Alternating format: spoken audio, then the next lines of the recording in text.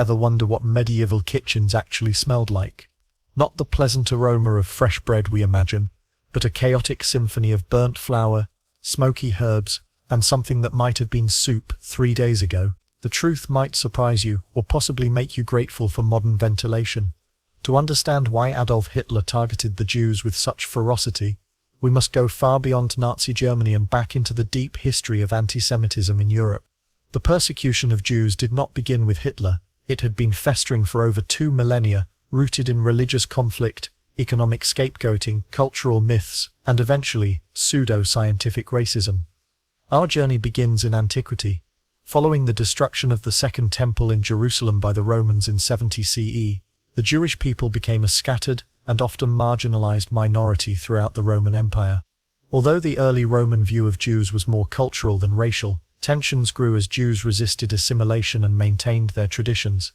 Early Christians, seeking to separate themselves from Judaism, began to blame Jews for the death of Jesus Christ. This accusation would form the foundation for centuries of Christian anti-Semitism. By the time the Roman Empire embraced Christianity as its official religion in the 4th century, anti-Jewish policies became state-sanctioned. Jews were barred from holding public office, building synagogues, or marrying Christians. Church leaders like St. John Chrysostom preached fiery sermons labeling Jews as Christ killers and a brood of vipers. Fast forward to the Middle Ages, and these prejudices solidified into brutal patterns of persecution. Jews were segregated into ghettos, forced to wear identifying badges, and periodically expelled from countries across Europe. England expelled its entire Jewish population in 1290, France in 1306, and Spain in 1492 during the Inquisition. These expulsions were often preceded by waves of mob violence, known as pogroms. One of the most dangerous anti-Semitic myths that emerged during this era was the blood libel, the false accusation that Jews kidnapped and murdered Christian children to use their blood in religious rituals. These rumors often led to mass executions and community-wide devastation. Another recurring charge was that of well poisoning during the Black Death of the 14th century. Entire Jewish communities were wiped out by angry mobs blaming them for the plague. In addition to religious hostility, Jews were also scapegoated for economic reasons. Christian doctrine at the time forbade usury, lending money with interest, leaving Jews to fill that economic niche. While this allowed some Jewish families to become moneylenders or bankers, it also fueled resentment and envy. Jewish wealth, real or perceived, became an easy target for angry peasants, failing nobles, and greedy monarchs. Moving into the Enlightenment era, one might expect anti-Semitism to decline as rational thought and secularism spread. In some ways, it did. Jews gained civil rights in several countries during the 18th and 19th centuries. But new forms of anti-Semitism emerged to replace the old. Racial theories, masquerading as science, declared Jews biologically inferior or parasitic. Phrenologists, ethnographers, and early eugenicists began classifying humans into racial hierarchies, often placing Jews at the bottom. These ideas culminated in the pseudo-scientific racism of the 19th century. Unlike religious anti-Semitism, which allowed for conversion, racial anti-Semitism declared Jewish identity immutable. You couldn't stop being a Jew even if you abandoned Judaism. This concept would become crucial for the Nazis. By the late 1800s, anti-Semitic political parties had emerged across Europe, particularly in Austria, Germany, and France. The infamous Dreyfus Affair in France, the wrongful conviction of a Jewish army officer for treason, divided the country and revealed how deep anti-Semitism still ran, even in supposedly enlightened societies. In Eastern Europe, especially within the Russian Empire, pogroms continued into the early 20th century. Jewish villages were burned, families murdered, and synagogues desecrated. The Russian government often turned a blind eye or even encouraged such violence. These persecutions led to mass emigration of Jews, many of whom fled to Germany and Austria seeking refuge. Ironically, it was in Vienna, a melting pot of anti-Semitic sentiment and Jewish intellectualism, that a young, impoverished Adolf Hitler would first encounter organized anti-Semitic ideology. But more on that in the next section. Before Hitler ever rose to power, Europe had already laid the groundwork. Jews were the perennial other, blamed for killing Christ, poisoning wells, hoarding money, betraying nations, and undermining the moral and biological fabric of society. Anti-Semitism was not merely a prejudice, it was a narrative, a political weapon, and a convenient distraction for failing leaders and frustrated citizens. Hitler would not invent these ideas, but he would inherit them, amplify them, and weaponize them in ways the world had never seen. Adolf Hitler was not born into hatred. He was born into mediocrity. On April 20, 1889, in Braunau am Inn, a quiet town on the Austro-German border, Hitler entered the world as the son of a minor customs official. His early life in Linz was unremarkable. Average student, aloof child, obsessed with art and German nationalism. His father wanted him to join the civil service. Adolf dreamed of becoming a painter. He applied to the Vienna Academy of Fine Arts twice, and was rejected both times. That rejection would mark the beginning of a decade-long downward spiral. In 1907, Hitler moved to Vienna with hopes of pursuing an artistic career. Instead, he ended up living in flophouses, selling postcards and growing increasingly bitter. But Vienna in the early 20th century was more than just a city of failed dreams, it was a crucible of ideological extremism. As the capital of the Austro-Hungarian Empire, Vienna was bursting with ethnic diversity, political unrest, and crucially, a virulent strain of antisemitism. It was here that Hitler encountered figures like Karl Lueger, the charismatic mayor who infused his populist politics with anti-Semitic demagoguery. Lueger's Christian Social Party used Jews as a scapegoat for Vienna's social problems, branding them as greedy financiers, cultural degenerates, and national subversives. Though Hitler later claimed he first resisted such ideas, he eventually absorbed them with increasing fervor. Hitler spent hours reading cheap sensationalist newspapers that spewed conspiracy theories about Jewish influence over banks, the press, and modern art. The myth of the Jewish-Bolshevik alliance also began to emerge at this time, blaming Jews for both capitalism and communism, a contradictory but potent lie that would later form the backbone of Nazi ideology. Meanwhile, the declining Austro-Hungarian Empire was riddled with nationalist tension. German-speaking Austrians like Hitler feared being diluted by Slavs, Jews, Hungarians, and others within the empire. Hitler saw Jews not just as a different religion or ethnicity, but as an existential threat to the Germanic identity he worshipped. Still, in these early years Hitler was a nobody. A failed artist, a man scraping by with no future. That changed with the outbreak of World War I. In 1914, Hitler enlisted in the Bavarian army and served on the Western Front. Unlike many who were disillusioned by the horrors of trench warfare, Hitler found purpose in war. He was wounded twice, awarded the Iron Cross for bravery, and became deeply attached to military discipline and hierarchy. But the war ended in 1918, not with German victory, but with humiliating surrender. The Treaty of Versailles carved up Germany's territories, imposed crushing reparations, and ignited a sense of betrayal and outrage among its people. Many Germans believed they had been stabbed in the back by internal traitors, Jews, communists, and liberals. Hitler embraced this narrative completely. He returned to Munich seething with resentment. Like many returning soldiers, he found civilian life disorienting. Germany's economy was in ruins. The Weimar Republic, fragile and chaotic, struggled to hold power. Political violence erupted between communists and nationalist militias. Amid this chaos, Hitler found a new identity. In 1919, he was assigned by the army to spy on a fringe political group, the German Workers' Party. Instead, he became its most passionate member. Within 2 years it would be renamed the National Socialist German Workers' Party, or the Nazi Party. Hitler's fiery speeches quickly gained him notoriety. He blamed all of Germany's problems on a familiar scapegoat, the Jews. Hitler claimed Jews had corrupted German culture with modernist art, weakened its economy through banking, and betrayed the nation by orchestrating its military defeat. He argued that communism was a Jewish plot and that only a racially pure Germany could be restored to greatness. In 1923 he tried to seize power in the infamous beer hall putsch, a failed coup attempt in Munich. He was arrested, convicted of treason, and sentenced to 5 years in prison, though he served just 9 months. But prison would not be his undoing, it became his incubator. Behind bars, Hitler dictated his manifesto, Mein Kampf. In its pages, Hitler laid out his twisted worldview, the idea of a racial hierarchy with Aryans at the top and Jews at the bottom. He wrote that Jews were not a religious group but a parasitic race, responsible for capitalism, Marxism, pacifism, and every force that could weaken a strong state. He believed Germany needed Lebensraum, living space through eastward expansion, and that this goal would require a racial war against Slavs and the elimination of Jews. Mein Kampf sold modestly at first, but its ideas were seeds that would later bear genocidal fruit. Upon his release, Hitler began rebuilding the Nazi Party, learning from his mistakes. He no longer sought violent revolution, at least not yet, but legal ascension to power. The economic depression of 1929 would give him his opportunity. But before we reach the moment when Hitler seizes the German state, let us be clear about something. Adolf Hitler was not born a monster. He became one. Through rejection, humiliation, and exposure to radical ideology, his hate was forged. And he did not invent that hatred. It surrounded him in newspapers, in public speeches, in long-standing myths. He simply absorbed it, believed it, and gave it a voice. By the late 1920s, Adolf Hitler was a well-known but fringe political figure, dismissed by many as a loudmouth agitator with a criminal record.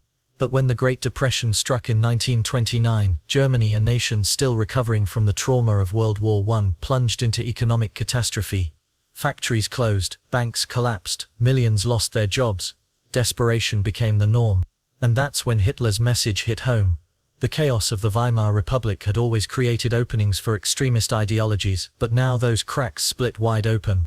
Hitler presented the Nazi Party not just as a nationalist movement but as a revolutionary force that would restore pride, jobs and order. He promised scapegoats, and anti-Semitism became one of his sharpest political weapons. Nazi propaganda masterfully framed Germany's suffering as part of a vast Jewish conspiracy. Jews were portrayed as the financiers who orchestrated the global depression, as communist agitators who wanted to destroy the German family, and as liberal intellectuals corrupting German culture. The truth didn't matter. What mattered was that people were desperate for someone to blame, and Hitler was offering a simple, emotionally satisfying target. And the Nazis weren't alone. Across Europe and the U.S., anti-Semitic ideas surged during the Depression. But in Germany they were institutionalized. The Nazis used posters, films, children's books, and rallies to indoctrinate the public.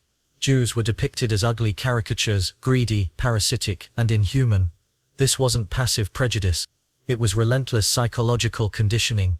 In elections between 1930 and 1932, the Nazi Party exploded in popularity from 2.6% of the vote in 1928 to over 37% in 1932, making them the largest party in the Reichstag. Behind the scenes, conservative elites who feared communism more than Hitler believed they could control him. In January 1933, President Paul von Hindenburg appointed Hitler Chancellor of Germany. What followed was a masterclass in democratic destruction. Just weeks later, the Reichstag building was set ablaze. Hitler blamed it on communists and used it as a pretext to suspend civil liberties. The Reichstag fire decree allowed the Nazis to arrest political opponents en masse. Then came the Enabling Act, passed under intense pressure and intimidation, which gave Hitler the power to legislate without the Reichstag effectively establishing a legal dictatorship. The Nazis wasted no time turning their ideology into state policy. Anti-Semitism was no longer a fringe belief, it was official dogma. Jewish civil servants, lawyers, teachers and journalists were purged from their jobs. The law for the restoration of the professional civil service institutionalized discrimination, removing Jews from public life. But the Nazis didn't stop at legislation, they built a culture of fear and surveillance. The Gestapo, the secret police, was created to hunt down enemies of the state, including racial enemies. Ordinary citizens were encouraged to report on their neighbors. The regime began collecting data on Jewish citizens, names, businesses, addresses, laying the groundwork for what would become a machinery of death. By 1935, the Nuremberg laws were passed, codifying racial anti-Semitism into law. Jews were stripped of German citizenship. Intermarriage between Jews and Aryans was banned. The Nazis defined Jewishness not by religion but by ancestry. Anyone with 3 or more Jewish grandparents was labeled a Jew regardless of belief or identity. These laws weren't just about exclusion, they were about dehumanization. Jews became other outside the legal and moral community. This psychological distancing was crucial. Genocide doesn't begin with bullets, it begins with words, with bureaucracy, with the slow erosion of empathy. Hitler knew exactly what he was doing. In private he often spoke openly of extermination. But in public he cloaked his goals in euphemism, cleansing, removal, resettlement. This allowed him to maintain the support of the broader German public, many of whom embraced or ignored the persecution out of convenience, cowardice or agreement. The anti-Semitism of the Nazi state wasn't static, it evolved, radicalized, and grew more violent with each passing year. By the late 1930s, Jewish businesses had been boycotted, destroyed during Kristallnacht, and Jewish families were fleeing Germany en masse if they could find a country willing to take them. But the world wasn't listening. By the mid-1930s, Hitler's anti-Semitic policies were no longer hidden. They were broadcast on radios, printed in newspapers, and enforced through brutal public humiliation and violence. And yet, the world barely blinked. When the Nazis passed the Nuremberg laws in 1935, stripping Jews of citizenship and dignity, foreign governments issued statements of concern. But that concern never turned into concrete action. Behind closed doors, diplomats worried about Germany's direction, but publicly they still hoped appeasement could avoid war. Then came Kristallnacht, the night of broken glass. On November 10, 1938, mobs rampaged through Jewish neighborhoods across Germany and Austria. Over 7,000 Jewish businesses were destroyed, 1,400 synagogues were burned, nearly 100 Jews were killed in the streets, and 30,000 were arrested and sent to concentration camps. This wasn't a spontaneous riot, it was state-orchestrated terror. For the first time, the brutality of Nazi anti-Semitism was undeniable. And yet, even after Kristallnacht, the world still did not act. That same year, U.S. President Franklin D. Roosevelt convened the Evian Conference, inviting representatives from 32 nations to discuss the refugee crisis. But when the delegates gathered in France, one by one they made excuses. America wouldn't raise its immigration quotas. Britain wouldn't open Palestine. France cited internal difficulties. Only the tiny Dominican Republic offered to take in a significant number of Jews. It was a global performance of cowardice, racism, and political convenience. Hitler noticed. He famously mocked the conference, saying they all want to get rid of the Jews but none will take them. And so the noose tightened. Refugees desperately tried to escape but they had nowhere to go. Strict immigration laws, bureaucratic delays, and growing anti-Semitism abroad created insurmountable barriers. One of the most heartbreaking examples came in 1939 with the voyage of the SS St. Louis. The ship carried over 900 Jewish refugees fleeing Germany, bound for Cuba. But when they arrived, the Cuban government refused to honor their visas. The US and Canada also turned the ship away. The St. Louis was forced to return to Europe. Many of its passengers were later murdered in the Holocaust. It's easy to condemn Nazi Germany. It's harder to look at the world's complicity. In the United States, anti-Semitism was widespread. Father Charles Coughlin, a Catholic priest with millions of radio listeners, regularly blamed Jews for communism and capitalism. Groups like the German-American Bund held rallies praising Hitler, complete with swastikas and American flags side by side. Even President Roosevelt, though privately sympathetic to Jewish suffering, refused to challenge the political risks of immigration reform. Polls at the time showed that over 60% of Americans didn't want to admit more Jewish refugees. Isolationism and xenophobia overpowered morality. In Britain and France, the political elite were still trying to appease Hitler. They didn't want another war, so they looked the other way. In 1938, Hitler annexed Austria in the Anschluss, and no one stopped him. Later that year, the Munich Agreement handed him the Sudetenland, a chunk of Czechoslovakia without Czech consent. British Prime Minister Neville Chamberlain returned home declaring peace for our time. But there was no peace for the Jews. Each territorial gain emboldened Hitler. With each victory, the Nazi regime absorbed more Jewish populations and extended its reach. In newly conquered lands, anti-Semitic laws were swiftly enacted. Jewish life was dismantled at bureaucratic speed. And yet, the world stayed largely silent. There were journalists and activists who tried to sound the alarm. Reports leaked out of Germany. Escapees told their stories. Even Pope Pius X in 1937 publicly condemned Nazi racism in an encyclical, but his successor Pius XII remained notoriously silent during the years of mass murder. In 1939, as Hitler prepared to invade Poland, it was clear to many what his intentions were. He had already said it publicly, over and over again. In a chilling speech to the Reichstag on January 30, 1939, Hitler declared, if international Jewry should succeed in plunging the nations once more into a world war, the result will be the annihilation of the Jewish race in Europe. It was not a veiled threat, it was a blueprint. The Holocaust was not some inevitable outburst of violence. It was built brick by brick, word by word, over a decade. With every law, every boycott, every torchlit march, every silence from abroad, the Nazis gained confidence. The world had 1,000 chances to act, but it didn't. And so, when German tanks rolled into Poland in September 1939, the final stage of Hitler's vision began.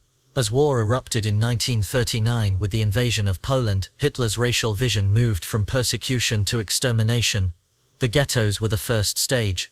Then came the Einsatzgruppen death squads. But in 1942, the Nazis decided it wasn't enough. They wanted more efficient killing, systematic, invisible, and fast. It was time for the final solution. Wannsee Conference. On January 20, 1942, 15 high-ranking Nazi officials gathered in a lakeside villa in Berlin. Over brandy and pastries, they calmly discussed the logistics of genocide.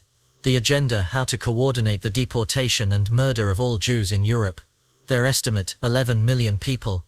This wasn't chaos. It was bureaucracy, cold, calculated logistics. Deportation schedules, train quotas, supply needs for Zyklon B gas. Camps selected for maximum throughput. The meeting lasted just 90 minutes. When it ended, the extermination of a people had become official policy. The industrialized murder began. The death camps. 6 extermination camps were established in occupied Poland: Auschwitz, Birkenau, Treblinka, Sobibor, Belzec, Chelmno, and Majdanek. They were not prisons. They were factories of death. Unlike concentration camps where prisoners might be worked to death, the purpose here was simple: immediate annihilation. Trains arrived daily, packed into cattle cars without food, water, or sanitation. People, mostly Jews but also Roma, Poles, disabled individuals and others, were transported from across Europe. Families clung to hope, believing they were being relocated. Many brought their valuables.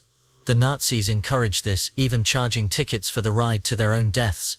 Upon arrival at places like Auschwitz, there was selection. A quick judgment: those deemed fit to work, usually young, able-bodied men, were sent to one side. Everyone else, women, children, the elderly, were sent directly to the gas chambers. They were told to undress for showers, rooms disguised as wash stations. The doors were sealed. Zyklon B pellets were dropped in through vents. In 20 minutes, everyone was dead. Sonderkommandos, Jewish prisoners forced to assist in the process, removed the bodies, extracted gold teeth, shaved hair, and burned the corpses in crematoria. Then they cleaned the room for the next group. Each day, thousands were killed. Treblinka alone murdered nearly 900,000 people in less than a year. Auschwitz became the most infamous: over 1 million dead, the vast majority Jewish. This was genocide on a scale never before imagined. Resistance and rebellion. There were moments of defiance. In Sobibor in October 1943, prisoners launched a revolt, killing guards and escaping into the forest. About 50 survived. In Treblinka that same year, a revolt led to the destruction of part of the camp. Inside ghettos, such as Warsaw, underground movements formed. In April 1943, Jews armed with smuggled weapons launched the Warsaw Ghetto Uprising. They fought back for nearly a month before the Nazis burned the ghetto to the ground. Most of the rebels died, but their resistance shattered the myth of Jewish passivity. Even within the camps, people resisted in subtle ways, hiding children, writing secret diaries, burying testimony. Every act of survival was defiance. The depths of horror. By 1944, the full machinery of the final solution was grinding through Europe. Hungary, one of the last Jewish communities relatively untouched, was invaded by the Nazis. In just 8 weeks, over 400,000 Hungarian Jews were deported to Auschwitz. The Nazis grew obsessed with speed, even as they were losing the war. In the shadow of Allied victories, they continued killing with feverish intensity. Some tried to cover their tracks, destroying records, demolishing gas chambers, but the truth could not be erased. Soviet forces were the first to liberate a death camp, Majdanek, in July 1944.